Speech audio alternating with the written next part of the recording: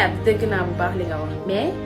duma la jël baax duma la ñàkk kese duma la manqué kese ndax dañ ma yar j'ai bien éduqué am na wax yoo xam ne duma ko wax mu jëm si yow nag xëy na sa gis-gis foofu la toll nga gis doomu jàmbur nga mën ma juger mën a jël kumba bu rëy bi teg ko sama der baal naa la ko te yal na la yàlla baal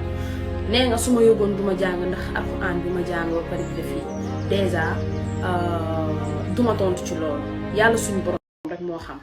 te maa ngi koy ñaan yàlla nañu àtte ci barki Seydina Mohamed te sa genre bu mel nii ci TikTok bi moo tax damay bañ ba dee gor laa man ñaari goro ma jur ñetteel leen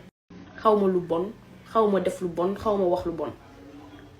wër ngeen ba sonn pour seet yàq deru Fatou amoo leen fu ngeen koy jaaree ngeen di jël di montage di teg ki def montage bi sénégalais la dugg naa ci comptam localisé naa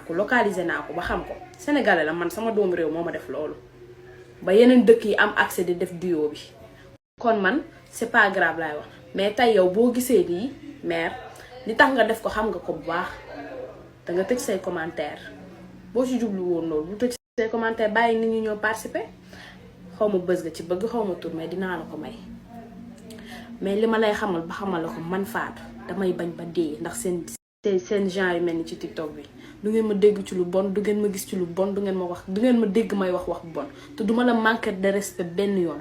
jugé nga ma nag mais yàlla baax na nga nag alxuraan gi ma jàng su ma yëgoon duma ko jàng mais man rëccuma li ma jàngee sama alxuraan ndax tey quel que soit alpha man maanu naa te suñu borom moo jàngale ci biir alxuraan que ni maanu leen ci sama diggante nit ak nit ñi yàlla suñu borom rek moo am droit juger nit ñi yow nag nga ñëw taxaw am osé juger ma toog ne dama wow bët jërëjëf baal naa la lépp waaye li ma lay wax ba wax la ko suñ borom nee na sama diggante sama jaam yoonu kenn nekku ci mais gis nga diggante nit ak nit xaju ci te dinañ ko layoo incha allah